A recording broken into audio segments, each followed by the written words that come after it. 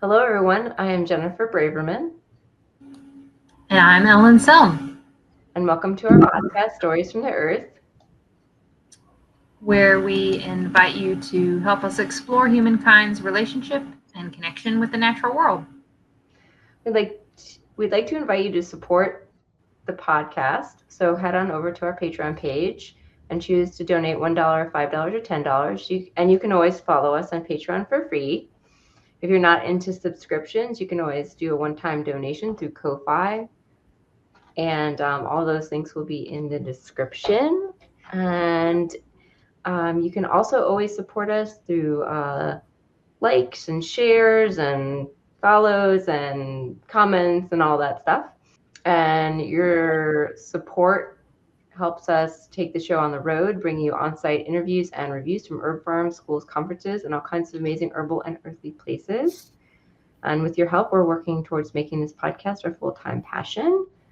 And we also have a newsletter. And we also would love to hear from you. So you can email us at storiesfromtheearth.com if you have questions, comments, thoughts. And yes, we're here. I'm sorry. Today, I have invited an acquaintance of mine to join us, allyeberry, whose multiple interests, disciplines, and experiences led her from training as a death doula to now branching out and further into a role she titles Holistic Culinary Caregiver. She also hosts her own podcast titled You Want to Go Home, described as a place in between many places created with the intent to guide you back to yourself. However, that process comes through you. Her podcast is an invitation to you to hold her hand while walking a defined path. And the links will also be in the description. So it's a really great podcast. So I first met Allie at our local health food store. And this is a culmination of many, many chats over 2 years. And then, of course, I was like, as soon as I heard she had a podcast, I was like, you have to come on my podcast. Welcome. Yeah, thank you so much for having me. I'm so excited to be here. Welcome, Allie. So we'll dive right in here. How did your journey into studying the work of a death doula and food as medicine begin? Yeah, I feel like they started out very separate for me. I've loved cooking for a long time. Really, the peak of me into cooking was when I'm no longer vegetarian, but I became vegetarian when I was around 19. And in my household, that was a laughable matter because I was someone that just loved eating meat. And so that they said, you're not going to last overnight. And my determination, me never being someone that cooked to begin with, just became very stubborn, hard-headed, and started cooking and getting really into it. So that was the beginning for me, was just stubbornness, I think, too. And I stayed vegetarian for about 4 years, and I cooked a lot. And it became really a beautiful, cultivated practice for me. I remember my mom would kind of start looking at my food and say, whoa, what's that? You want to share? So she started putting in my ear, like, you could go into doing this for work, and at the time I didn't feel any desire to do that. I just said, I really like doing this. It's my hobby. It stayed that. I worked in restaurants all growing up for years, always had a restaurant job, but was always front facing. Serving has always kind of been the role that I've played, and I've been good at it. I love people. So that was just kind of never a thought to go in the kitchen in a work setting. I also felt like all the kitchens that I had worked in were a lot of, no offense to angry chef men, but a lot of angry chef men that are very involved. Usually there's some drugs, a lot of yelling in the kitchen, just very masculine, macho, machismo kind of energy. So I was just like, that's not for me. So that was kind of my journey in the kitchen and food. So I liked to keep it that way and didn't want to branch it out. My journey with doing death-related work didn't start till I first moved to Asheville, North Carolina. And I mean, that's not something I feel like anybody's parents or loved ones tell you, you should go into death work. That's true. No, it's really not. There's a lot of conversations around I feel like not talking about death. Like there's a defined conversation really in our society. When I first kind of got involved in this, it's funny, but when I first moved here, I decided I want to write books, and I wanted to join a writers group. And within the first couple of times of being in the group, we were annotating someone's writings, and his name's Will Bauer, and he was working at the Carolina Memorial Sanctuary as a full-time gravedigger. And I've never met a gravedigger until this moment. And there was so much emotion that came up for me that I wasn't expecting. And I'd never been encouraged to work in death before, but there was something about, I love transformative work and it's like the ultimate transformation. Right. Yeah. And it just clicked with me in that moment. Like, do you guys need any help? that was the response that I had for him at the end of the time that we had that day. And they were needing people to help dig. And so I applied to do on-call grave digging there. And I ended up getting in pretty quickly and digging my first grave with a couple other people. And so I'm just really curious. Are they not using like tracos and stuff? Pick and shovel. Wow. Yeah. So very taxing on the body. And I didn't do a lot of digging. I mean, while I was there, for me, it felt like there's a sense of like the honorary way where like you do the hardest thing there is, and you feel like it's finally I can do this thing because I've initiated myself in some degree. And for me, it felt like initiation to start from the ground up with working in death care. So I kind of did feel like this is where I need to start. I knew that I didn't need to be there for long. It was just like the first taste, the first sound of like coming up my body going, you need to see what this is. And what I found doing that was that like kudos to everyone digging graves. It's not easy work. But there was a part of me that was also asking, what else is here before you end up there? Can I do the emotional work? I have background in Reiki, and I love sitting with people and their process. And so it was just this piece of it for me where I wanted more so to be with people while they were at the funerals, to hold a container, to hold space. And so I thought maybe I can find myself doing that, or maybe I can do something else along those lines. And I had pretty soon after that, I found the Center for Conscious Living and Dying, which is in Swannanoa, and it's a Center for Conscious Living and Dying. It's called Emberlight now. We had the hurricane right around all of this while I was processing. So that was a big part of this experience. I do feel like I remember there was more to the experience with the grave digging that I do want to kind of bring up that shifted my way into this world as well. When I did show up, the people that I was with that were doing this kind of work, it felt like they were happy to be here, not just like showing up to their job, like truly happy to be alive. And there were other people in the space that were just like walking through the graveyard during the day or running. I met this woman and she was skipping and running outside. And I thought maybe she works here too. And we stopped and interacted with each other. And she said, oh no, I visit my son here every day. We hang out here every day. And her son had passed away and he was there. He'd been there for years. And she was just playing outside and enjoying it. And there was a man that pulled up in his truck and he saw that we were helping after the storm. And he said, I'm a future member here. Do you need any help? It felt like a country club almost. Like I I don't know, it felt like such a beautiful thing for him to speak in that way and to be excited about helping people get the space feeling beautiful after all of the debris and all the things. And so the people that were there, it felt like they were in touch with themselves. They had this deeper spiritual connection and just this peace in a way, or community, that I was like, I want to get into this space every day.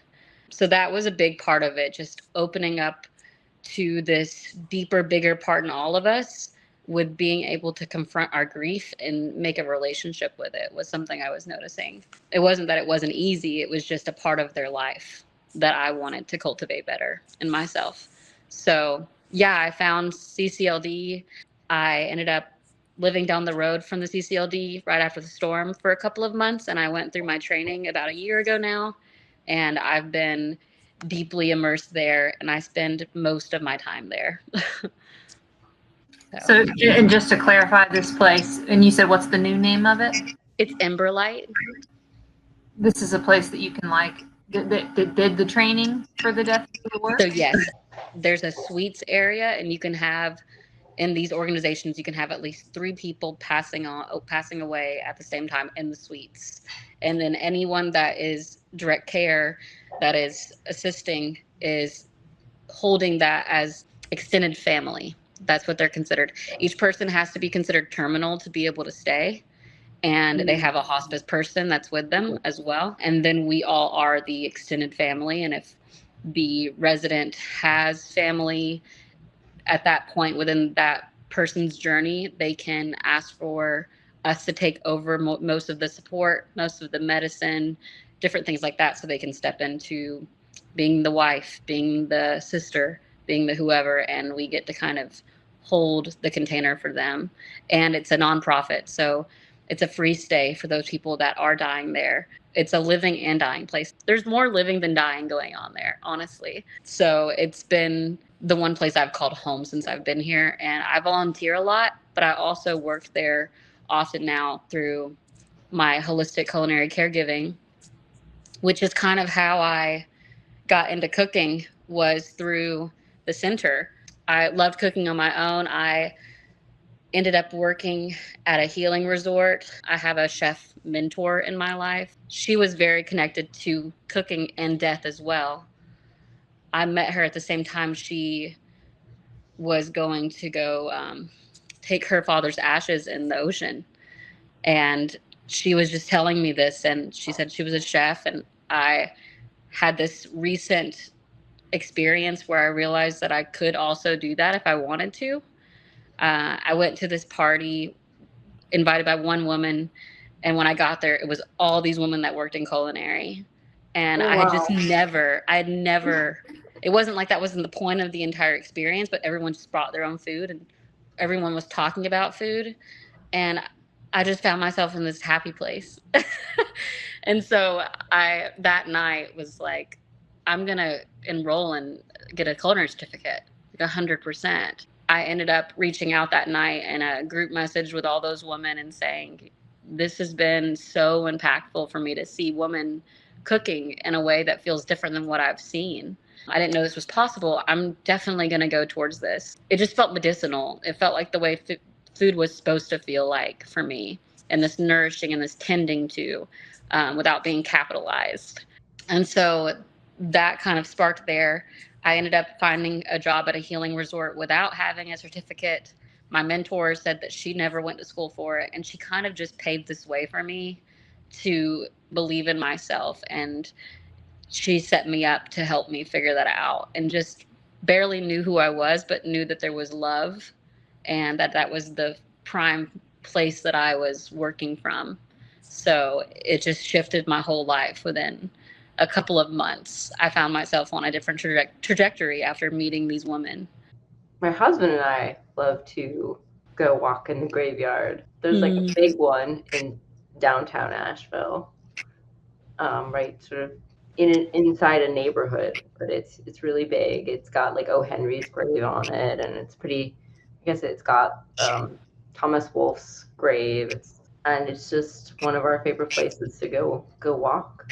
I just wanted to say that it's just really beautiful, really chill.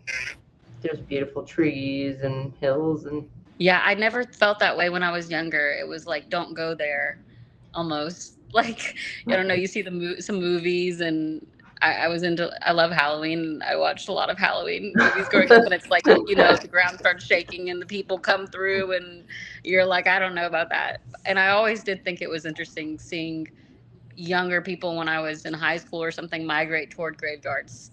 And I knew there were a handful of people that I knew that would go out and hang out there. And it just felt almost like, is this respectful? I don't know. And that was the big question for me, was I wanted to be respectful. And I think that's what led me from away from it. And what's led me to working with death has been realizing that I have a lot of respect for it. And that's why I want to work in it. And just feeling the sense of justice around letting someone go through death in a way that they lived. It's honoring the way that they lived and giving them that experience when they're dying, instead of having someone give them a death that doesn't feel like their life. So being someone to really show up for that person and honor them with what they want. Can you tell us what a culinary caregiver is?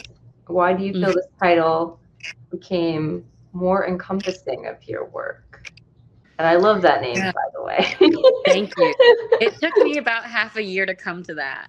I've been working for myself for the last 8 months, so it really has been this new adventure, and I'm still watching it unfold. But I really loved the values of Ember Light Center for Conscious Living and Dying, and every person that is in the suites is going through an entirely different thing when they're passing. Some people are able to eat, some people are not.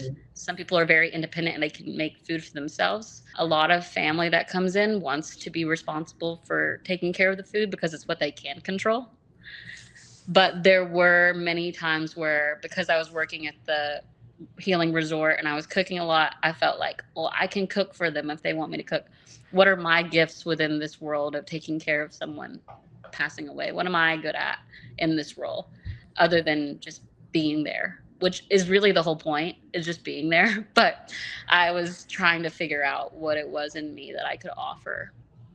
And I found that when I got to that space, that there was a lot of, oh, we don't need you to cook for them because family wants to cook, or, oh, we don't need this. There was one resident in particular that I had this conversation with that I love so much.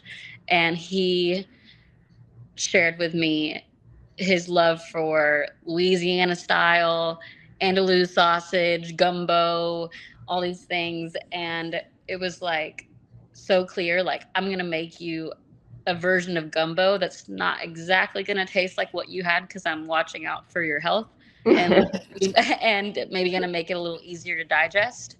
Maybe I'll, soak the rice way longer so it's easier, or different things like that. But I did a more holistic approach based off of where this person's at in their journey, how their body's going to handle it. And working within a healing resort, I was doing work around Panchakarma, the Indian healing cleanse. And so I was kind of incorporating this like Ayurvedic approach to the cooking that I was doing with some of these people. And I was just doing that out of wanting to. But I started cooking for people and asking them what it is emotionally why you want me to cook this meal. What is it? And usually there's an attachment to, oh, my mom or my grandmother made it this way. And I fell in love, as the writer that I am, with the story that we all have as humans, to fall in love with something and want to recreate it, or really just come back to it, even, and especially when you're going to die. What's your quote unquote last meal?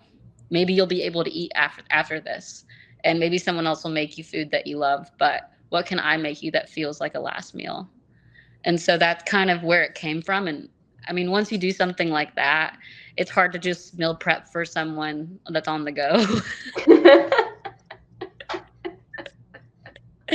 So I started finding that mamas that need meal prepping and things like that are really needed too. But there was a certain level to the type of reward that it felt like to be able to give to people that are going through a lot of transition, to go through a lot of grief. And so my work started becoming, let me tend specifically to those people that are going through a lot of grief, maybe having tender moments in their life, or they're transitioning. And that's been my main focus, because that's what I started finding myself just doing. I would get calls, and most of my business has been, hey, Allie, can you cook for my friend? She broke her arm and she was supposed to go on a trip with us this week, and it's her birthday. Can you give her a birthday celebration at her home? Can we do this for her and set it up? And I maybe would cook a couple of times. Or, Allie, can you show up to this person's home? She's going through a massively hard time, and I know the last thing she's thinking about is eating. You can go to her garden, make something, just show up and use what she has. And if you can give her a couple of meals, just, I know that'll help. That's been most of what I've been doing. It's been the most powerful way for me to show up.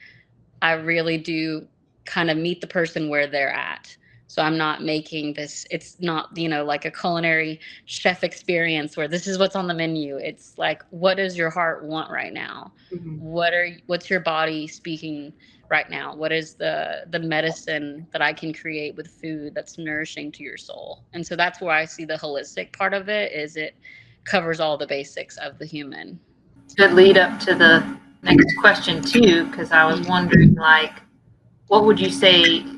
This is really kind of just continuing what your conversation was. What shifts in your approach to cooking do you say when you, or for people in general, what would you say shifts if you approach cooking as more of a sort of ritual as opposed to a routine, like as opposed to being a chore, Yeah, I think for me, because I do a lot of this culinary within people that I'm cooking for that are going through grief, going through these moments and things. I also cook for women's groups, women's circles. I cook for some retreats, and they're all around healing. I've found that just is kind of what speaks, and that's what comes to me. For me, the ritual is connecting with my inner child.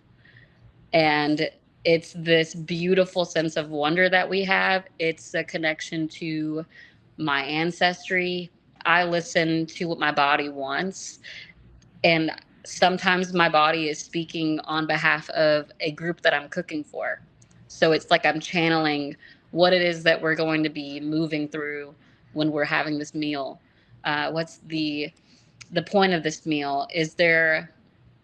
I cook for this women's archetype group every month. And each archetype we go through in the women's archetype wheel. And every month I channel the archetype within me and see what it is. And so I've done, this dark mother soup. I've done with forbidden black rice and these dark, veggies. And there's something about it, whether it's through color. Color speaks to me a lot, with the whimsy and all these things that'll come up. I go to the grocery store, and it's experience for me to really see things come to life on the shelves and just go, yeah, you need that. You need this much of this. And I kind of just play and tinker with it. And I don't really know what I'm fully doing when I'm in the mode of cooking it, but I let myself be guided in each moment with how I want to make something happen. Just the other day, I was cooking for this archetype of the daughter. And it was the first day I hadn't had any plans on what I was going to make whatsoever. And I didn't even know what grocery store I was going to go to. I had no clue.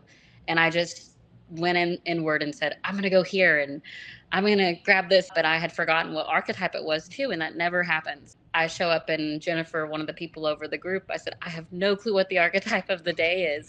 What is it? And she said, it's the daughter. And I was like, she said, you're right on tune. You're like so deeply into it. And I felt that the daughter archetype of taking the next step without knowing where it goes, and being in the wonder, and really just keep moving without knowing fully what it looks like. I find this ritual in it within myself, and this play. And if it doesn't feel fun, or it doesn't feel like a prayer is coming out of me or song is coming from me when I'm cooking, then I know that's the food's not going to taste good no matter what I do. And so for me, it's putting a lot of love through intention, and just the littlest of ways that, whether it's plating it or just putting it together, there's intention deeply in what I'm doing. Because of how we live our life, food is just sort of, I'm getting something quick. Mm-hmm. So it's like, it feels like the last thing that you're just throwing it together. Okay, I need to eat something. And I know a lot of people that just don't even cook. They just go to fast food. They just go wherever. I struggle to find time to put things together for myself. I don't know all the factors, but there was a different time, and I don't know if it was the food was better or not, but there was more time taken in cooking. Women used to cook for their family. Of course, they stayed at home and didn't work in the past. Oh man, I'm sorry. I'd love to say something towards that, actually, if I think you're my open brain to just. hearing. Oh yeah. Yeah. Well, it's interesting that you're saying I don't know where this is going. And I think that that is the biggest culprit when it comes to cooking is we think into cooking versus feeling into it. Okay. Yeah. And that's like the biggest thing that I've noticed that I don't do as much meal prepping, but what I'd love to do is teach people how to cook. So if I'm not making the food, I also do cooking classes for people to help them tap into their intuition again. And I think that's something that our society is not doing. It's not teaching that. And instead of going, I think I could make this tonight. I think this is a good thing to eat tonight. I don't know. What do you think? And we're outsourcing all of our knowing, and we're just making it this really complicated thing. And I think that before this, if it was any easier, it was because there wasn't as many choices in some ways. I think we get overwhelmed by the amount of choices in the world. When we just pay attention and go inward, there's a lot less of that. That's the first place people tend to not be connected to. I think it's very easy to look outside of us, and if we really tune into what it is that we want, we can. It's simple, it's clear, it takes moments, and we just get to practice that and pay attention to time and the construct that it is. I feel like there is so much spaciousness in a moment, if it can also fly like that if we're not aware of it and we're not calling it in to be that. I know some minutes feel like lifetimes, and I know some minutes feel so short. And it's been such a gift for me to be able to work with food in this way and be intentional about it. It's not you just do it. It's like I have to sit through this and teach myself to come back to myself. It's a process, but it's a process that I think is the most beautiful relationship we can have with ourselves. And once we start doing it, it becomes so much easier to do this. I mean, I think we've all started out like this, but I don't think, oh, I just naturally did this. Like I said, I didn't grow up cooking for myself at all. I felt detached from the kitchen growing up until I became vegetarian and had someone say, I'm not cooking for you anymore. I've got to cook for the rest of the family. You can figure out what you want to eat. And for me, it's this discipline that we have to ourselves, showing up for ourselves and saying, what can I provide instead of outsourcing to the government to take care of for me and to pick what's healthy on my plate? Or, just getting that conversation going within ourselves. How can I take ownership and responsibility for something and make it fun? It doesn't have to be a chore to cook for ourselves or take care of ourselves and nurture ourselves. At first it may feel like it, but then I think the more we get into doing it, it becomes this like first nature. Do you see certain foods as carrying ancestral memory? For me, my ancestry, I mean, I feel really drawn to, I don't know what it is, and I'm feeling that out, but apples speak to my soul, like to my, like apples and like squashes, and there's like a lot of German in me, and I know there's something about, I just envision this beautiful family of generations around this big table, and we're all having this like apples and potatoes and squash feast, and it feels very celebratory. And so whenever I think for myself what that looks like, it's usually got apples or potatoes in it, maybe some cheese. And I know that it's different for everyone. I love the idea of, I've wanted to make a class, but it's called Coming to Your Senses. And each person starts with the same kind of foods, but we all choose different spices. We all choose different ways we want to cook it. And we're just listening to what our background is. Yeah, I think all foods that are really from this earth are built off of, our backgrounds. And the ones that apply to me feel like there's just because of my family, where I come from. The apples, probably.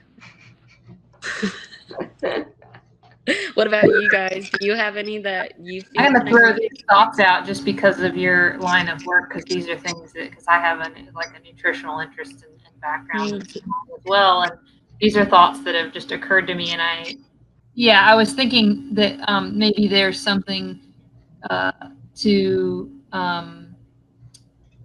like when the time of year somebody is born, and then like what kind of foods they might be drawn to, because I was a winter baby, and but my whole life I've really liked, warm, comforting foods, winter squashes, like I could eat my weight in that stuff. My sister, who was a summer baby, like she's the same way, but with cucumbers and melons, and I always thought that was kind of interesting, but I never like tried to asking enough people to see if there could be a commonality. So that'd just be kind of a fun thing to experiment with. But the other thought being, as far as like ancestral stuff goes, where epigenetics and stuff are concerned, like I do think there's probably a less discussed health element potentially to that, because like we know that some people are more prone to lactose intolerance than others, for example, because traditionally where their lineage comes from wasn't places where there was a lot of dairy exposure, if at all, right? Taking that thread and going with it into other things, right? Like, I mean, it's relatively recently in human history that we've been able to, in at least,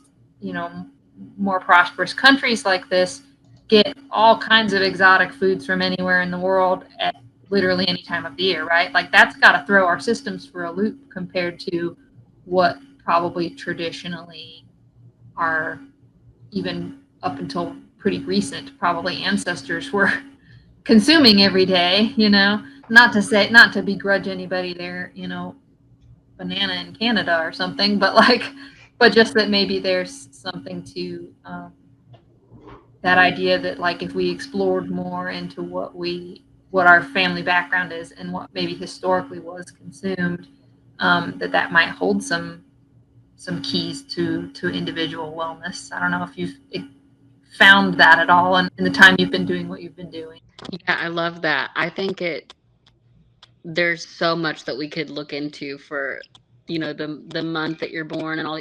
It's like this ongoing list, but it also intrigues me. I think about it also with like the home that we're born into, and then the home that we feel within our, like a sense of belonging that we feel. I know that I'm like a massive love for tropical food. I mean, I'm just like a tropical child, and I grew up in Alabama, like, but there is like I'm looking at moving to Hawaii, and I went in January for the first time, and it was just like my stomach felt so aligned, my digestive system felt so good, and I had 6 new fruits, and I was just in my happy place.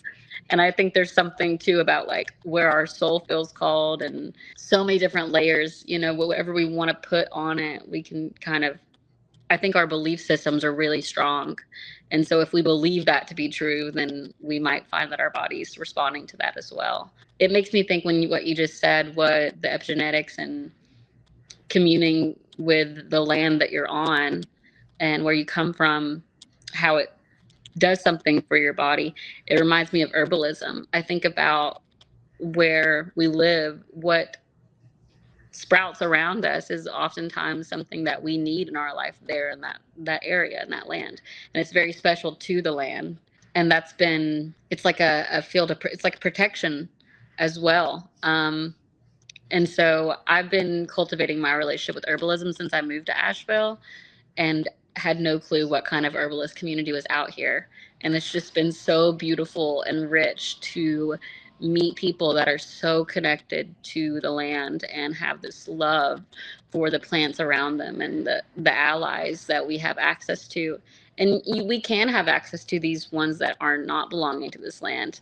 So I see it that same way. But I think it's a disservice in some way not to look around where you live and interact with what you have around you as well. Those things kind of go with like food for me, and herbs and these plants. I think all of it, just being where you are and noticing where you are and how that feels in your body. Truly the practice of presence that we all need more of. Do you find that there's any particular meals or ingredients, be it an herb, seasoning, or the main body of the food itself, that are particularly supportive during times of grief or transition or rebirth? At this moment, I feel like I'm sure there is more, and I haven't done as much of that kind of work. It's been such an emotional thing for me. I've seen food as prayer. And so when I think about it, it's like for me, paying attention to how the body feels. Maybe I want something crunchy. Am I angry? Maybe I want something, sweet. Do I need more sweetness in my life? And so kind of trying to curate something based off where someone's at, with their senses and their emotional landscape at that moment is kind of my go-to. Maybe it's like this Piscean thing for me, but it feels like this very soft, just let me see if I can get them closer to this. I need more bitters in my life. I need more grounding in my life. I need more of this. And tuning into what someone wants through that lens versus, oh, I know this is a good herb for you. I think that can come up because when we listen to people speak about these things, whether they know anything about herbalism or uh, much about what their body wants, if they start with paying attention to the way they feel, that also is sharing these different pieces. And in my own way of how I commune with these things, I can start to piece together, oh, this is what they need. Oh, this is what they want. And it might be need and want can be the same thing too. I kind of pick it apart like that, and I never have like an idea of a menu for someone. It's like, tell me what you want or tell me what you think you need right now in your life. What's the medicine that you're looking for? I can create that into a meal and say, what do you think about this? I think the only thing that I kind of use as a framework is, what do you not want? What does not speak to you food wise? And then I'll cultivate something else around that. Or I guess if they're like a vegetarian or they're Yeah. gluten-free or just other like Allergies, yeah. and things that are just no, hard no's. I honor your no's, and then we can talk about all your yeses. Well, they're just as important. Yeah, absolutely. You can't have as no much or more. Yeah. Yes. I've heard you can't have yes without no. It's good to know what you don't want and to find in order to find out what you want. Mm-hmm. So how has preparing food for others deepened your understanding of presence and care? I think it's just what comes to me is deepening into the way life really is it's, you could say, oh, if I just do this, this, and this, then I'll know how to take care of someone. But maybe that's, oh, I need to ask them how they're doing today. And someone else will receive, why would you ask me how I'm doing today? I'm dying, or I'm this, or I'm that, or, I had a bad day, or whatever, and the way that we check in and the way that we move, let it be a new thing to us in every moment, and not have this idea that we know what it's going to look like and what's the best way to care for someone. Really being as present as possible has taught me how to be as of service as I can possibly be. It's letting go of everything that I thought I knew about caretaking and actually just showing up for someone and seeing what is the way to caretake for this person now. And that feels applicable in so much of life. Mm-hmm. All the lessons that I've learned sitting with people have been the most massive teachers for me in my everyday. And so instead of assuming that you know anything, even if you think it's something super helpful, maybe it's not. Mm-hmm. And maybe it's super helpful, but that person doesn't want help. And so asking myself, am I trying to fix something? And do I need to do any fixing right now? Are they asking me to fix anything? And just paying attention to where I'm coming from when I show up. Do I need to do something? Is there a way that I can help right now? Is helping not showing up in the way that I think it is helping? And I think women know that really well when a man comes to them and says, oh, well, you need to do this. No, that's not what I want. I just want you to listen. I just want you to be there. Just to be there. Just to be Yeah. there. Just to be, don't, yes, I have been on both ends of that. I've been on that side where I just want, Mm-hmm. I don't want advice or anything. And I definitely hate that question of how are you doing today? Mm-hmm. Hate it with a passion. You know, people will just use it as a casual thing, but I'm just like, I can't even tell you how I'm doing because it's so complicated. Mm-hmm. And I just have to resort to I'm fine, which drives me up a wall. When I'm being really present, I don't have those questions ever come up that I want to ask somebody. It's more of, for me, I've found that I can be of most service when I'm just sitting, being present with someone, maybe making like noise, but not talking. Just toning with someone or movement, holding them. We need connection. And so for me, it just feels like using my body in a way that is the simplest way that I can, but that it can be the most effective. There aren't words for a lot of the human experience. And I think I love words, but my hope and my intention for this new year that we have is that I've been really loving the telepathy tapes. I'm not sure if you've looked into that podcast at all. No. I highly recommend the telepathy tapes to anyone. They do episodes on plant consciousness as well. Super powerful stuff, but they talk about telepathy and just how much of the world is unseen and just the felt sense, and how language can be one of the biggest barriers at times. And when we try to understand how to do this, or we try to think about how to cook a certain way, when we try to think about how to talk to someone in a way, instead of just being there and watching what happens, there's so much that words can't say. Well, this next question is pretty broad, but we ask it to a lot of our guests because the answers can always be surprising and come out in so many different ways. So what would you say is your definition of health and healing? I think for me right now, health looks like being in a relationship with my body, just paying attention instead of going in overdrive.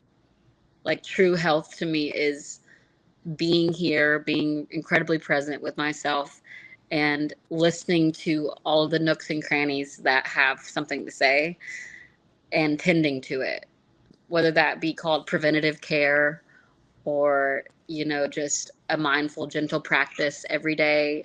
And I feel like health is the thing that we have that we take for granted until we don't have it anymore.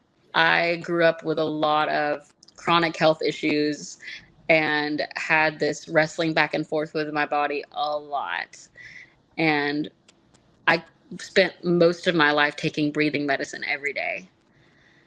When I moved to Asheville, I healed all of my breathing issues. I know this area is also really well known for being great for people that have had issues with chronic breathing issues. And I didn't know that when I moved here, but I knew I was moving here for health and wellness.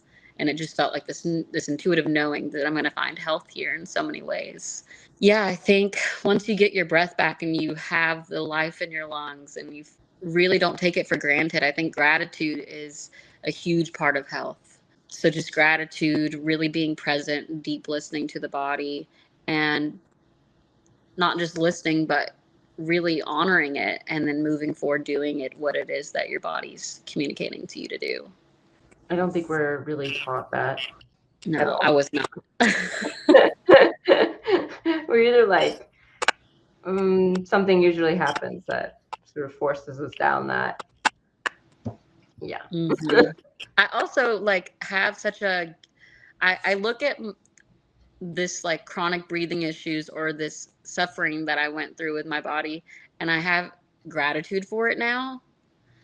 And I've found that when you can look at your pain as a gift, it changes everything. It's asking us to be here in ways that we would not be here with if we didn't maybe go through that. And our suffering and our pain sometimes brings us to the moment in ways that once we're not sick anymore, we have a deeper understanding and gift of what it feels like to really be here. There's this beautiful person that passed away. Their name's Andrea, and there was a documentary called See Me in the Good Light. They're a poet, and they wrote a poem about the soul asking the body. It was this conversation. Can you remind me? Can you tell me about goosebumps again? What's that? Can you tell me?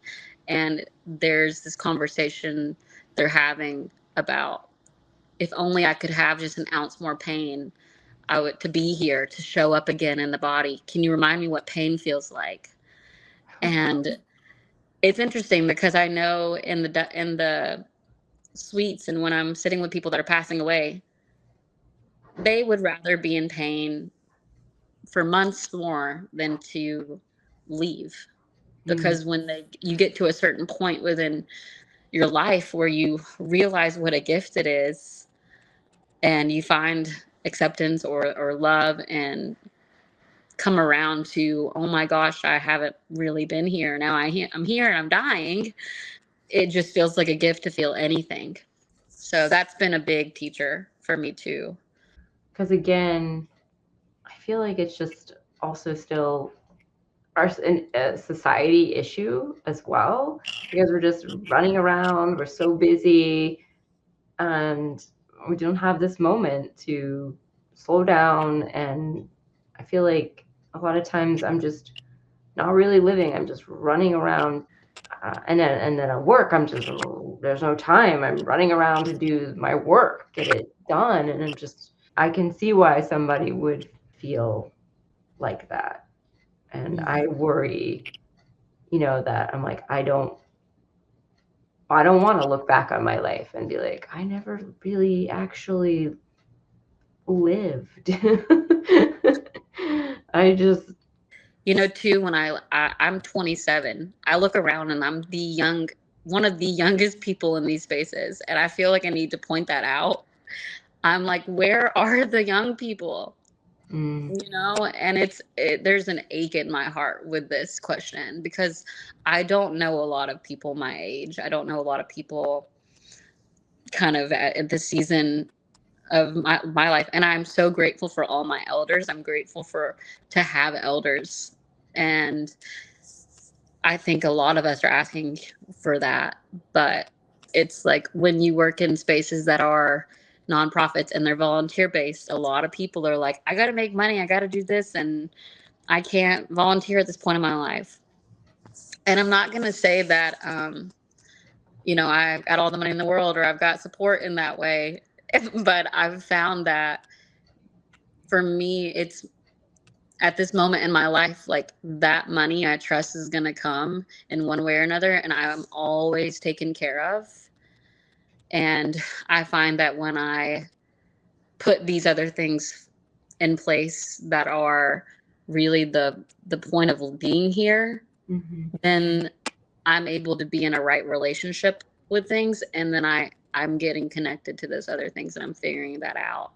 But tapping into true abundance has been my big thing, and that it can be money. In a lot of ways, money can be, I love money. I think money's a great tool to have. I'm not saying that can't be there, but I think we need to prioritize our time as humans, because if we don't, then it's going to get prioritized, and we need to take ownership for how we choose to live. Even 5 minutes of sitting in quiet for me, I'm like, can I do this? I don't feel like I can. But again, if I was sick or I was pregnant and I was running around and I had to stop, take a breath because my body's saying you can't run that fast. There's these different places where like we're forced to do that. And it's like, can I get myself to stop without being forced? can I listen before it becomes a scream? Yeah. And so that's my big, like, such a big thing that I'm learning and will continue to learn. And I'm just like, okay, where can I do this now? And seeing those seeds that I'm planting and knowing they're not for nothing, that I will, gain that harvest at some point. So it's not easy, but I don't think we came here to live an easy life. We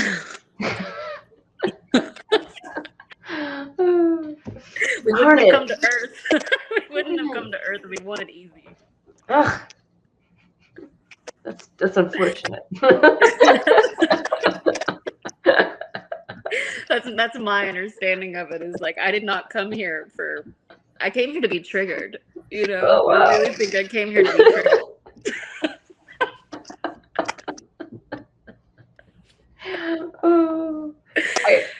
It's funny because you talk about these things, and I did not learn them until I was much older, because there's several years between us, and yeah. I think you're right, like, and I think it's a plus. It's definitely a plus that you are processing all of this at your age. Yeah. I think I wish that more people got the opportunity to do that, because I think that some of my health issues wouldn't have happened. Not all of them, but just some of them. Some of them were out of my control.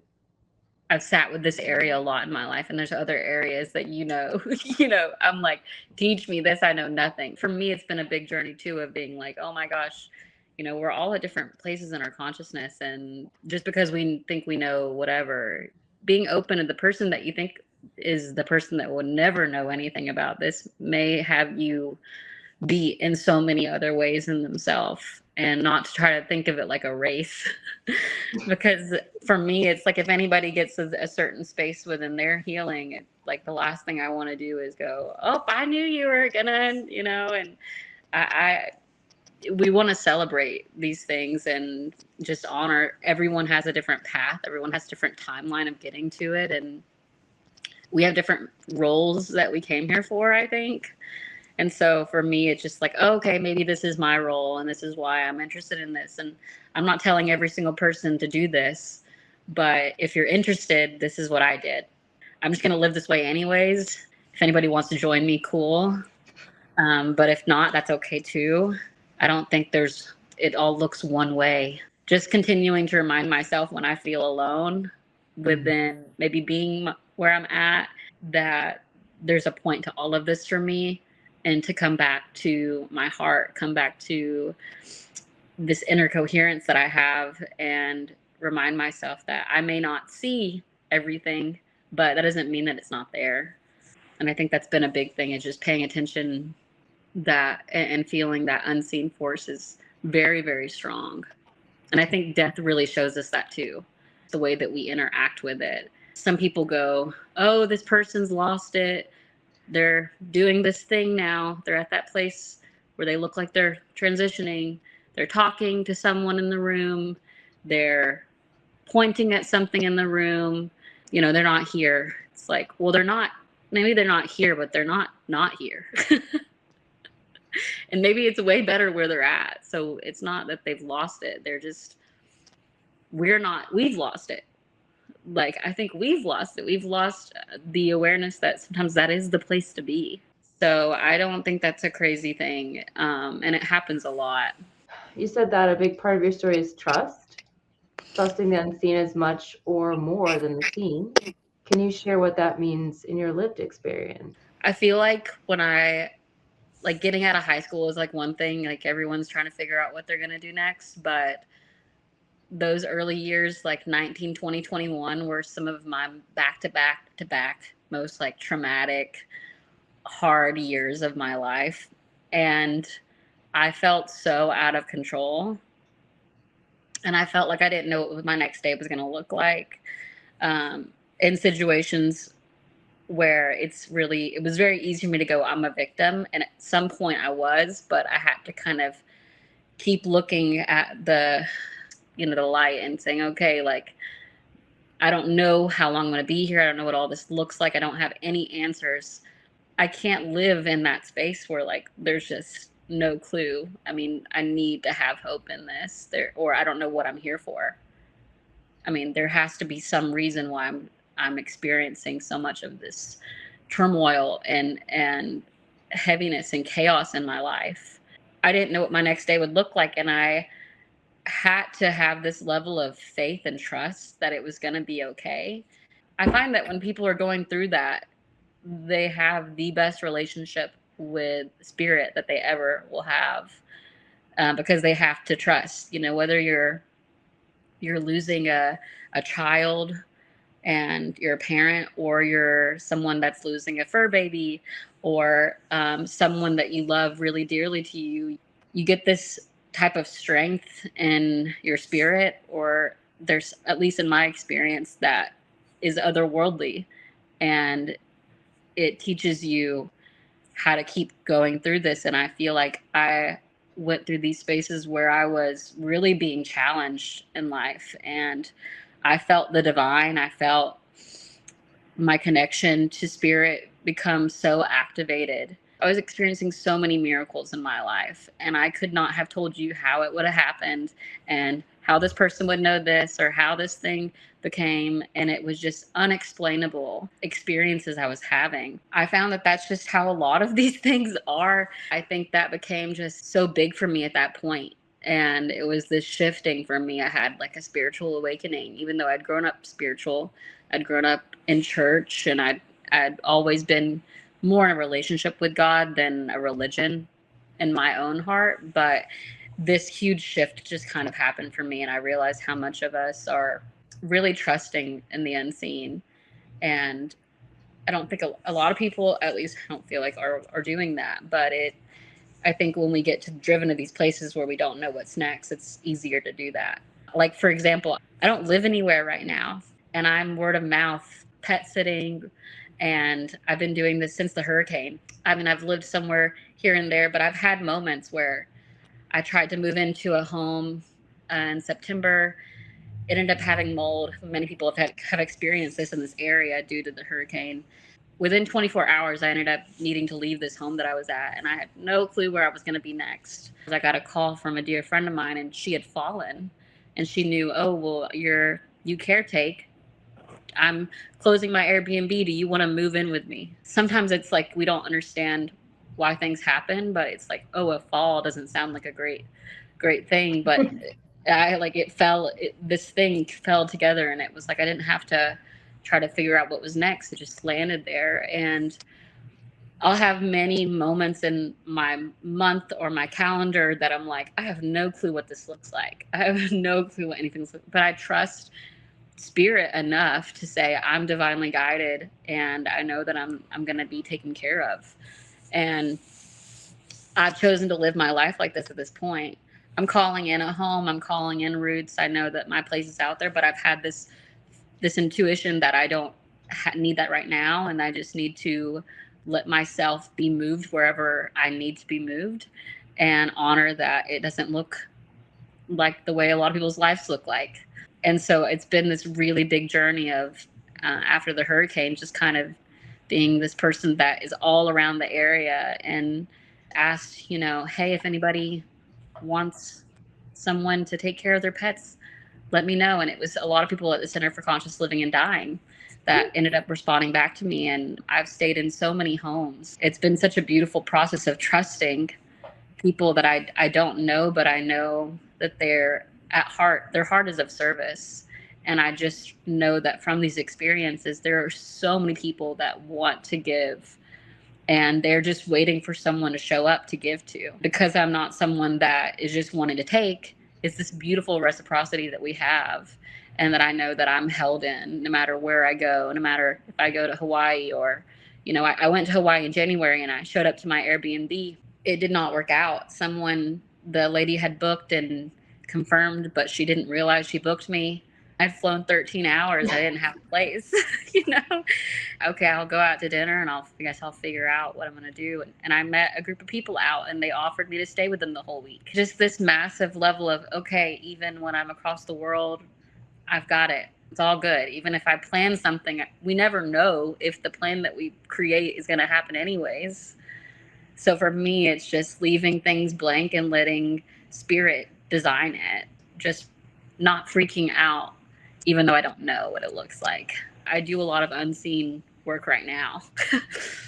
Things actualize in front of me quite often that I have no clue what they're going to look like. And then trusting work too, because I work in a work that is, someone calls me and they had a car wreck and they need someone to help.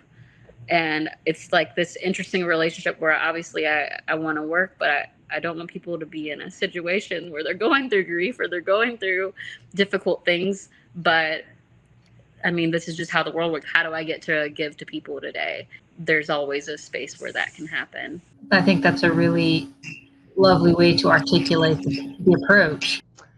How do you cultivate trust in your daily life, especially when the path isn't clear? Yeah, I think another big part of this is like just the connection that we all have and the responsibility we have to each other. Because I could have all the faith and I could have all the trust in the world, but if no one else is, you know, feeling that they're looking for that or being open to that or letting that spontaneity of and reciprocity happen, then it's like, how is this going to work? And I think what gives me hope is knowing that there's other people that have hope too. I am someone that is a very, very trusting person in so many ways with spirit. I recently had a moment where I felt just so hopeless. I mean, the world is not it's going through a lot of shedding. We've been shedding a lot, and there's been a lot under the rug that's coming out. And it's devastating. There's a lot of devastation, and my spirit feels that. It's scary to be in that space where you're living in the frequency of the world instead of creating a new one. So I think a lot of us are doing that. We're kind of tapped so deeply into the pain that we can't jump out of it and look around and see all these other things that are beautiful here. When there is that much going on, it feels more important to create. It feels more important to find laughter and love and connection, especially when things are going the way that they are. I think that that's also in some unknown way like a lesson that we have here when we're, you know, going through pain, when we're going through sickness, to remember what we have. That's really the health that we have, the life that we're still here. So my hope is when I go to those places, I know, oh my God, I can't live like this. I can't live in a place feeling hopeless.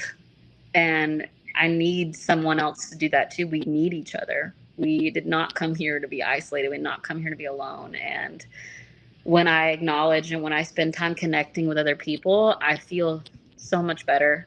I went to a Qigong and plant sensing class this morning with this woman, Jeannie.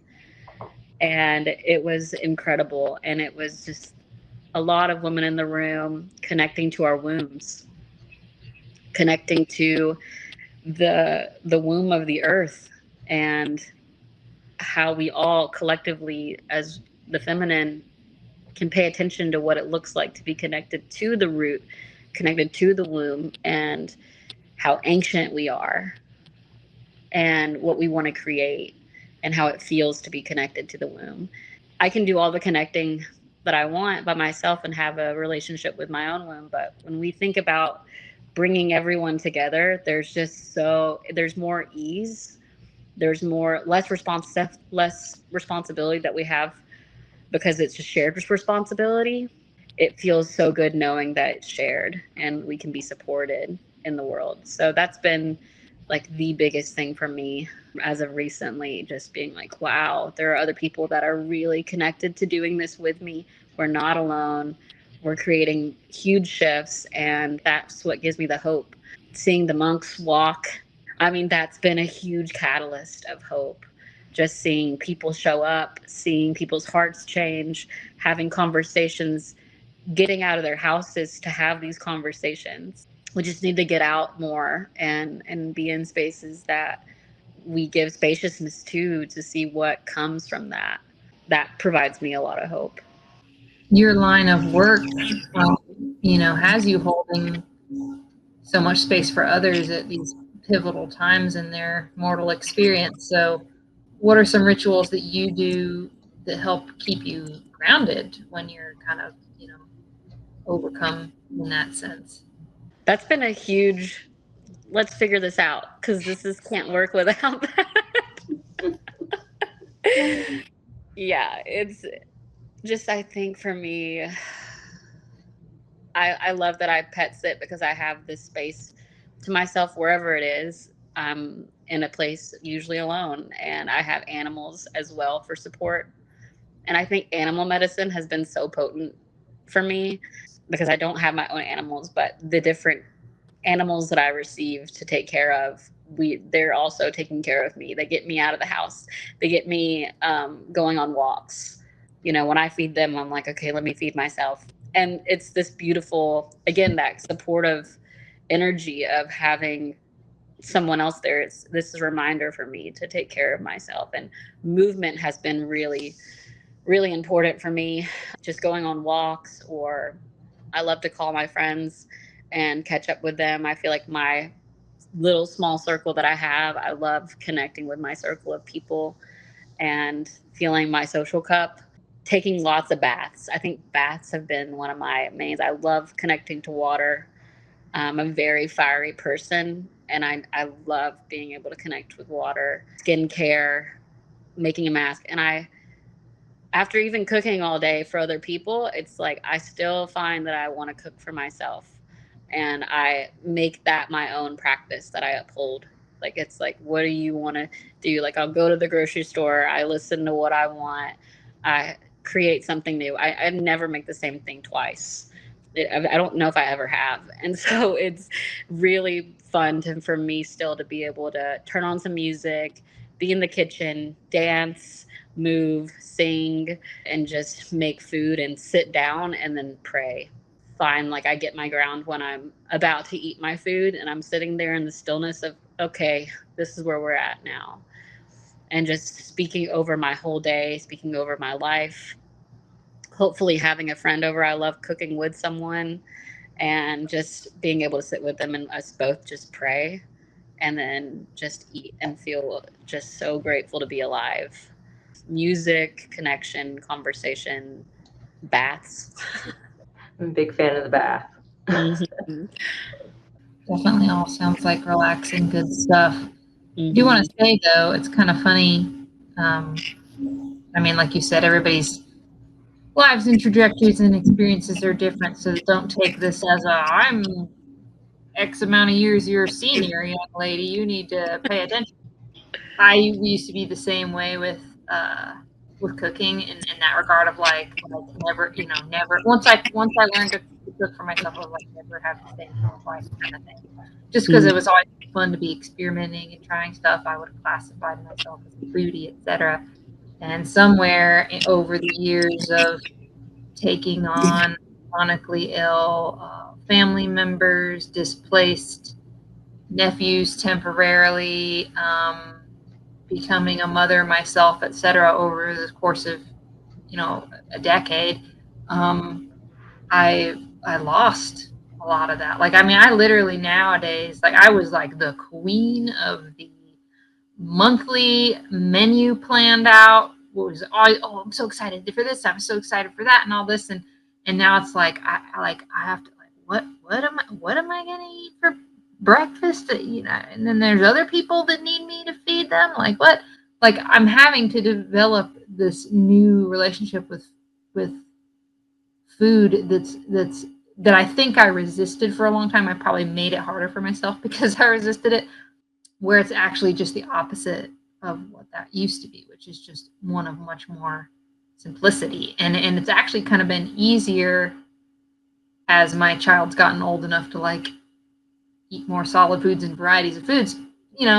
Kids, even the least picky kid still has their preferences, right? So it's like I'll be preparing her a plate of like, it's just a mixture of some raw cucumbers and some raw bell pepper and an apple and a couple of crackers. And it's just like a little freshy food snack plate. I'm just like, this looks like, why am I not just keeping it that simple for myself? Why am I putting so much thought into it when I could just like take a vegetable and eat it?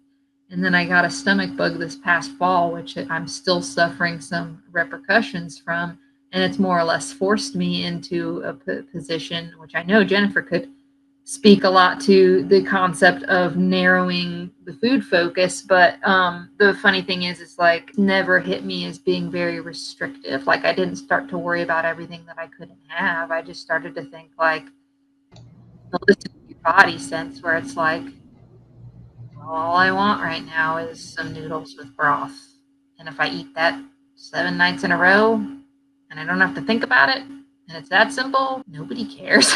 Like I was the only one putting all the weight into the caring somehow, you know? So I don't know if that's meant in the caution of like, I feel like I think somehow I inadvertently put myself out without realizing how I was doing it, with the whole like constantly having to do something new. And like, and I'm not saying you don't go into it thinking that. You're not like, you're not literally thinking, try something new tonight. Like I never had that thought. But some line became like an unspoken weird put on myself without realizing. And now I'm like backtracking it. It's been a very interesting experience. So put that out there in case you ever find yourself in similar waters. I mean, I guess that throughout your life, and maybe this is what your experience is, that your experience with food changes and you just are trying to readjust to what's going on now in your life and the best way for you to make food for yourself, which is definitely different than your situation when you were younger, because it was a different situation. I guess if you wanted to then bring some of that spontaneity back in, you maybe could figure out ways to do it. But you know, maybe right now it's best that it's simple, and it's best that it's more regimented, and it's best that it's more, I don't know, boring. I don't know. But you know, maybe later on you'll be, like I said, again, be able to bring in that back in. And I really do love your cooking and your creative. You're very creative with it, and I think that's really great. Something that I've definitely struggled with, and which I was better with, especially since I have so many foods that I can't eat. Yeah, I think what this is coming up for me is just there's no better way to cook. It's just the ways that we operate are different. I know that I'm, again, like I said, like I'm 27. I don't have kids. I don't have pets. I have like not a lot of attachments. So for me, it's realistic for me to go to the store more than one time a week and decide to cook something based off how I'm feeling. I could go to the store twice in a day if I really want to. And not every mama has that ability to do that. I don't have multiple voices telling me what they want. I want kids one day. I want to have this life. So I will be going back to this version of me and going, okay, you remember when you used to feel like that? I'm like, I'm going to humble myself, because it's like, it does not look one way. And I love about it is we get to be multifaceted.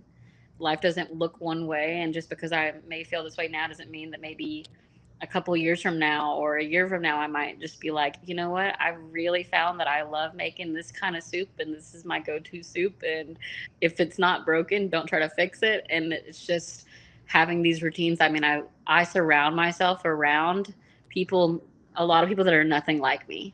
I think that's a huge part to the root question of how do you ground yourself, is everybody else in my life is not doing anything too crazy. I really love the stable rocks that I have. And they're like, you ask them, oh, what's going on? Anything new? And, you know, oh, not much from the last time I told you. What about you? It's really lovely to have people that are anchors and that make the same thing over and over again. And I get to get a taste of that experience when I'm around them. And I need that medicine too. When I was working at the healing resort, every single day I cooked the same thing because I was doing a cleanse. You know, maybe it's a little variation and a tweak because of someone's health stuff going on. Maybe they don't eat as much oats, you know, but it was like most of the time I made the same thing for half a year straight every single day. I made khichdi every single day that I went to work 5-6 days a week. I was making kitchery every day. I ate kitchery 5-6 days a week. I love kitchery, but it became like, oh my God, like it took me months to want to make kitchery again on my own. And, I love that I have something like that I can pull out that I would not have done without someone telling me to do it. It was really the part of me that doesn't want to make the same thing. It was a big lesson there. And I really appreciate that part that can come alive when it needs to. I think also because I experienced that may also be why I'm so invested in trying all these new things lately in the last 8 months. My soul felt a little bit okay, now you can breathe. Now you can create again. You can make things your own. There's reasons why we are the way that we are. I think sometimes those things go unsaid. We forget that's why we're doing what we're doing, but reminding ourselves of, oh, you feel this way and it's valid. You feel this way, whatever the experience is. And you may have forgotten why, but just know what you're doing. It makes sense, and to trust why you're doing what you're doing. When you look back, does this path feel chosen or like something that chose you? Yes, and I think I really believe that when I got into doing the death work, it felt like this, I don't know what this looks like, but this feels like it's talking to me. And with food, it was, this other thing too. It was like, okay, like I feel like I'm getting, it felt like food chose me. I don't feel like I chose doing that necessarily, because I started getting asked by other people without me having a business, they just knew that I cooked and said, hey, can you cook for this? Hey, can you cook for this other thing? And I started getting asked, and getting into a business and doing it. It wasn't like a conscious decision at first. It was just like, am I cooking? Do I say yes? Like, I work a full-time job. I don't know if I can. And so part of the reason why I left my job was because I wasn't completely happy in it, but also I was getting all these opportunities that were way better. And I was frustrated because I was like, I keep getting all these opportunities and I keep having to say no because I work. It just felt like as soon as I let go of the job and I just surrendered into seeing what was going to happen, it just was like, I felt very fruitful, and people were telling people, and I haven't had to do a lot of heavy lifting. It reminds me that some things we really do, people see in us more than we see in ourselves at times. Once we start looking around and noticing and receiving the things that we've been told we're good at, or because we can be our biggest critics. I know I could be one of my biggest critics. I'm not like the best at chopping. I don't have the most amazing knife skills in the world, but like, do I put love into the food that I make? And is it really something that feels like a therapeutic, beautiful process that I want to nurture someone with? Absolutely. So is that why I think I can have a business? Because that translates into the food 100%. But that's been through people pouring into me and me choosing to receive that pouring into. It feels like a conscious decision to keep choosing to do the thing, because like I said, again, it's never easy to do these things. It's not easy to start working for yourself, and I've had a lot of resistance toward doing certain things. And I also know that can be a teacher for me, but I feel drawn to doing work that lights my soul up, and being in jobs that feel like contracts. It's not like I can like put my work down and clock out for the day. I feel like what I'm doing feels like much more than that. And there's nothing wrong with doing that, but I feel like I did not come here to clock in and out of a job and then go home and hang out and do what I wanted after work.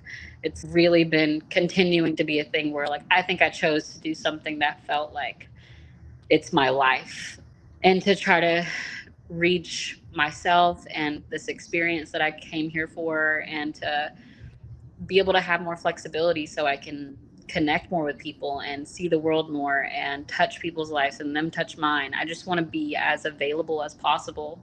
And that means working for myself. So I've come to this understanding I want to have more freedom. I want to have more time. It feels like a lot more time I'm putting into things now than later on. Maybe I'll have figured out how to optimize better. Yeah, it feels like it, in some ways it chose me, and I have to keep choosing it. But on the flip side, I know you're saying it's been a learning experience and it's been challenging doing this work. working for yourself and sort of starting a business, but it's also hard work like a 9 to 5 and do something that your heart is not really into for years. So I think that there's so much pressure on us to just get in like a stable job or whatever. And then there's little safety net because your health insurance is tied into your work. Your retirement is tied to your work. Like everything is sort of tied into the system, and you're sort of stepping away a little bit and sort of like I'm gonna live by a different parameter. And I think that's I'm glad that you are doing that and you're making that choice. I think you've been extremely fortunate in being able to find your way to this path of something that you love and that speaks to you. I think many of us, I included, struggle to find what the heck am I want to do when I grow up. I still don't know what I want to do. Like, I feel like it's funny because that was one of the initial things that I was like when people were telling me, oh, you should cook for this, or you should do this, or you should start a business, and people put all these things in your ears, and then it's up to you if you want to receive it or not. I have so many things that I'm interested in that it's like you get scared that you don't want to put yourself in a box, or like, what if you change your mind and then you have to, that's been the biggest, I think, fear for me is what if I change my mind and then I have to tell everybody I changed my mind. That's been my experience of like scared to get into stuff because what if you get in and get too deep in and then you have to pull yourself out, and what are people going to think? I also hate that I feel that way, and it's the acceptance that I've had to have. It's like, okay, like if you do that, that's okay too. Like, let it be okay. Don't short yourself on trying to promote yourself or be seen or share because of whatever. And that has been one of the biggest things that I've come across with doing this. Just letting failure, be like celebrated and welcomed. Because if anything, the moments where I've had the most, oh my God, what was I thinking? Why did I do that? That kind of shifted my life into the other trajectories that I've been in. And I know when I first started cooking, for fun and whatnot, and I was working in the service industry all growing up, I didn't like working in the service industry. I know a lot of people that work in service are there to make money because it pays really well to work and serve tables. And I love serving. I found that a lot of the people that I was serving tables with didn't really love serving. They were there for the money. And that bothered me a lot. I didn't love how management operated. I didn't love a lot of those things. And it was frustrating to be in those spaces for so long. But I also knew I'd make the most money. So it felt like, let me just get through this for now, and then I'll figure out what I'm going to do, and I'll put this money toward X, Y, and Z. And I told myself, I vowed I would never work in the restaurant industry or food industry ever again.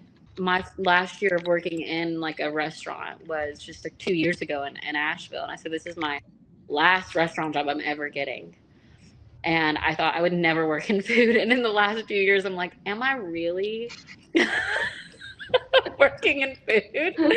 I mean, I swore this off. It was my worst enemy. What I had to come around to is my dream was to work in a healing resort. That was like the ultimate dream, I think, for years. It was like, I want to work in a healing resort. I want to do energy work at a healing resort. And then I ended up with my mentor getting this job at this healing resort. I was cooking in the kitchen and I was like, no way. Like, you've got to be kidding me.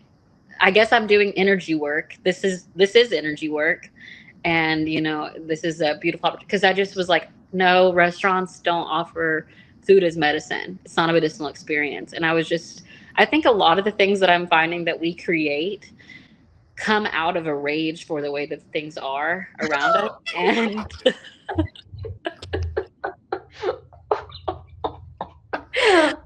like, I really feel that and I think that's where the world is in good hands, because so many of us are pissed off. so mad. I just Yeah. can't tell you how bad it is. I'm bad at. I'm inappropriately mad at Yes, how. I think it's appropriate. I think it's appropriate. Yeah. Just Yeah. a bunch of curse words happening right now. Like just Yeah.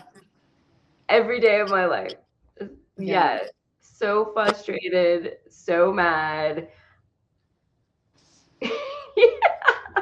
Yeah. So people will be like, wow, you really know what you want. Or you're like, I'm like, no, like this, I genuinely think one of the biggest emotions and one of the biggest catalysts in my life has been my anger, which for so long felt like one of the worst things that I had. Like, I mean, growing up as a kid, like I had justified anger, but my sisters would pick on me. I mean, we grew up and it was just like, I had anger issues as a child. I was like always I was the middle child. You know, my dad would yell and scream. I didn't want to be like that. I didn't want to have this like anger, and I was always felt really bad about it. And then over the years, I found myself totally inward and was like, I don't want to be like that. I don't want to have anger like that. And it was still there. It was just repressed and it was inside of me. And I think that's where a lot of sickness came.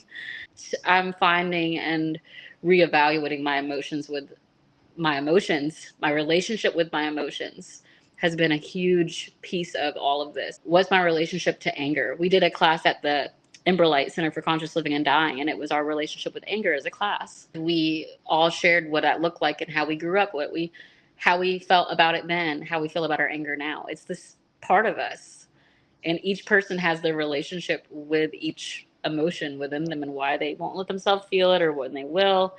And if they think it's a good thing, if they don't like it, some people are really proud to be angry. And I think it's interesting just to pay attention to our relationships with these things because they end up being the driving force in our life, sometimes consciously, sometimes unconsciously.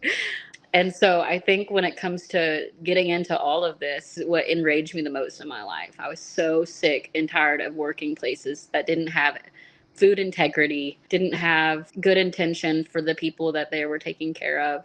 Just different organizations or establishments that I was like, you don't get it. Like, this is not it. And yeah, that's why I didn't want to be a part of it. For a while, I asked myself, what's wrong with me? Why can't I be like everyone else and sit in this, come to work, get the paycheck, leave, keep it to myself, whatever, instead of getting frustrated with the manager and saying like, why are you talking like this to people? Like, why are you doing this? This is not okay. And I understand that what that is like, I'm not willing to sit in something that's not okay. And I know that it is a superpower. We just have to change our headspace around it because we're not encouraged to be, to speak up about these things. Speaking up is what destroys it. And we need the system to be the way that it is for it to keep going. And I just don't want to be in the machine. I want to rage against it. I want to stand out against the machine. I don't want to be a part of that. It's caused me a lot of frustration, and I have come to a certain acceptance. This is how I am. This is how I'll always be. I think there's a tenacity about it, and I respect myself.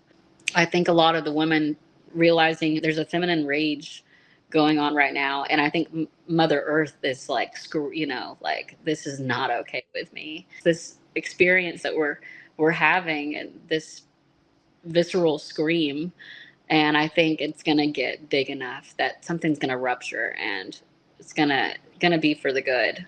But it does feel like it takes that to get to where we need to be sometimes, to create life. I think about like life's a beautiful thing coming into the world, but then also the mother is like really enduring some of the most pain she's ever experienced in her life in order to create that. And so that's what comes up for me. I'm going to incubate this thing for this amount of time, and there's going to be growing pains. There's going to be a lot of shifts. My identity is going to feel different. I'm not going to be the same person I was before this. And is that okay? Can I grieve who I was in order to step into this new person? That can be really painful when we're holding on to something before we know what's coming next. But what gives me hope is that I always like the person that I end up becoming after something. And I just have to remind myself, like, you're going to be way cooler after this experience. Well, I can say, even as a relatively new mom who did so later in life, that I appreciate even hearing that thought from you as a non-mother, just like that recognition of the change in self, and then to have that kind of thought of, yeah, but you'll be cool again. You just wait and see. But actually, I wanted to say too, going back to what you were saying about like kind of sometimes having to face the fear right now of like the committing, to what you're doing or whatever, because of the worry of getting in too deep. And then what if you want to change it? I would think it just makes me think, like, especially what you might take away from even the work close to death is that, like, that's kind of a weird paradox, isn't it, of life and death, where it's on the one hand, you could say some moments feel so long, right? And you have all this time. There's plenty of time to do lots of things in life if you are plugging away at it, right?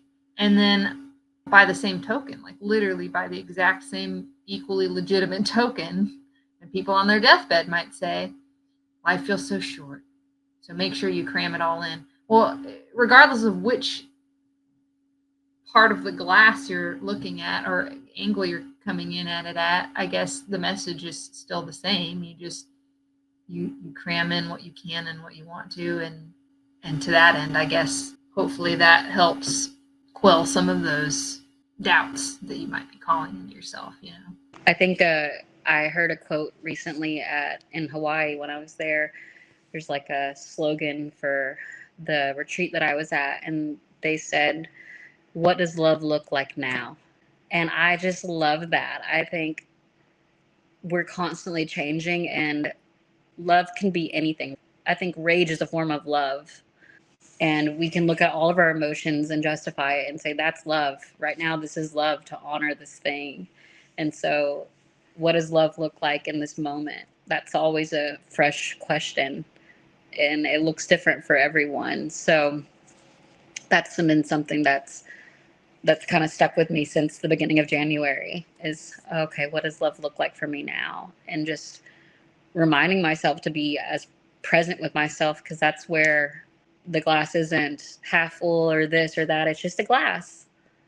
And then I get to be, okay, this is a glass, and do I want water? Do I want, whatever? Like, how do I want to fill it? I'm just here now. So that's all that matters, is just how can I be here now? And what can I do? And what it boils down to is, when I am here in this moment, what becomes the thing that feels the most loving to me right now? And then just doing that. There's a lot less to figure out when we just sit in that. It becomes very easy when we just pay attention to what's coming up for us in that moment when we show up there. Welcome everyone to the March Herb Quiz reveal and winners, and the April Herb Quiz clue. I want to thank everyone for entering. And so let's get to the reveal of what the herb for this month, March, was. First, the little riddle. I wear a crown of golden light, then turns to stars in fluffy white. A single breath can set me free to dance upon the wandering breeze. What am I? And this is a great quiz for March because this type of plant goes crazy in March. All right, we're going to show you the reveal of the herb right now. Ta-da! And it is a dandelion. Hey! All right. Now we are going to do our winners. Yes, we have our winners and our wheel. And this is for a bunch of podcast swag, and also to be entered into our big end of the year drawing. You have a 1 in 12 chance of winning an awesome ton of local herbal products, which will be revealed after HerbFest because I'm going to get them at HerbFest. So yes, from actual people and actual vendors and actual local herbal makers that they made with their own hands. So it's gonna be awesome. Okay, we're gonna spin this wheel and see who wins. Just remember, if you've entered before and won, you cannot enter again for this year.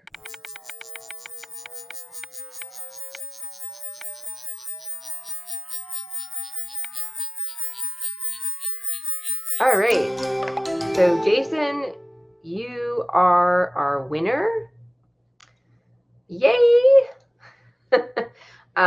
Please DM me of your address. This is our next herb given us to our guest, allyeberry. Thank you very much. This is her hint, an herb that is often shown in ancient Egyptian art and commonly used in ritual. And this is a little riddle about it. I bloom where ancient waters rest, in twilight hues I show my best. A sacred flower, calm and deep, I soothe the mind and cradle sleep. What am I? Okay, so you have until April 20th for that. And I should be posting all the information about the herb quizzes on our Facebook group and our Instagram. I didn't get it up on Instagram last month, so if it's not on Instagram, it will be on the Facebook group. That is where you will enter. So good luck to everyone. Bye. Coming to the end of our conversation journey here, and we always like to plug this question in because we do read a lot of books and talk about them on our show. So we like to ask, what are some of your favorite books, whether it's herbal or healing related or otherwise, that you like to recommend? I have just like one book that comes to mind, and it's Women Who Run with the Wolves by Dr. Clarissa Pinkola. Fantastic. That was my Bible for a year, and each story felt so just exactly where I was at in my life. And yeah, it's just a fantastic book. Other than that, I really love anything Mary Oliver. I mean, that her poetry just speaks to me. And sometimes I'll just find myself kind of going and looking up certain poems of hers. I also love Virginia Woolf. There's something about her that feels really resonant with me, but not any specific books. Podcasts are really like the place that I find myself the most.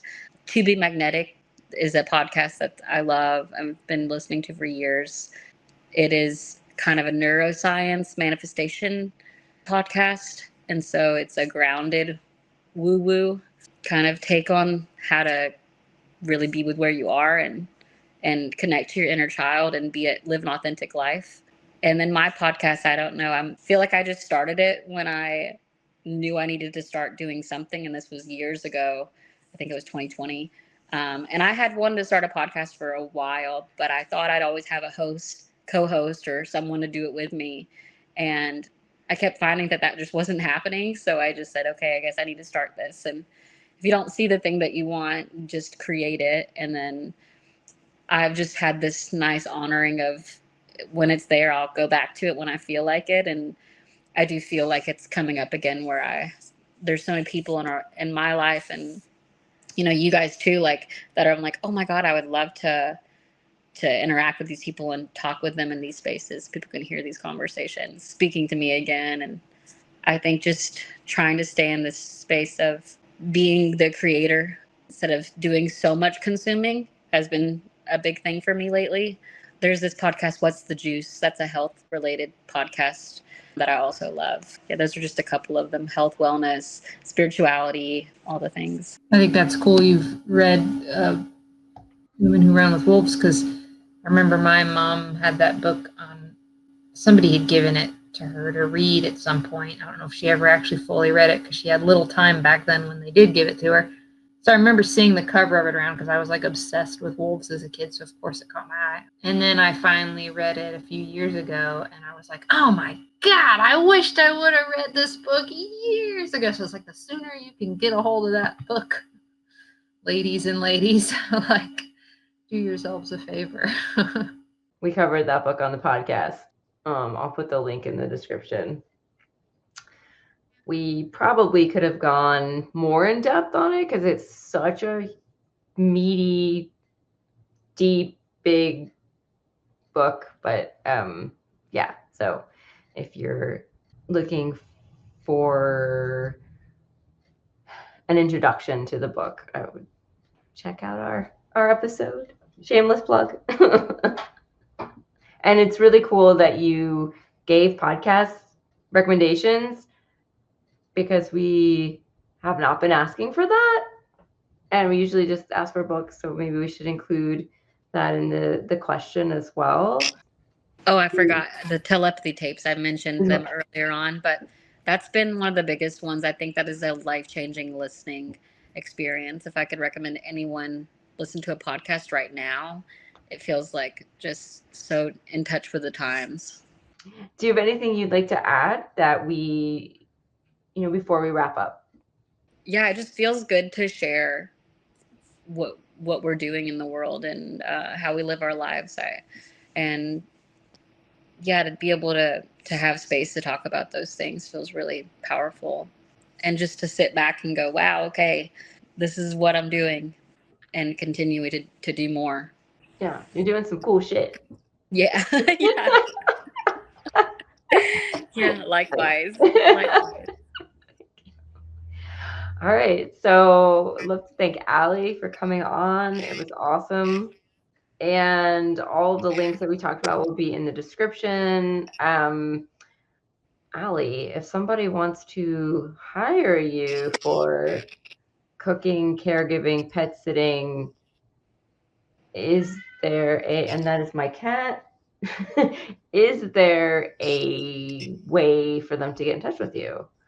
Mm-hmm. Yeah, I can give honestly, my number. I'm like super old school when it comes to this kind of stuff, but like my number or my email. So I can do either one of those. And also you can find me on social media at my Instagram handle. All right. So thank you to everyone who's listening. Like, follow, subscribe. We will see everyone later. So, bye. Bye.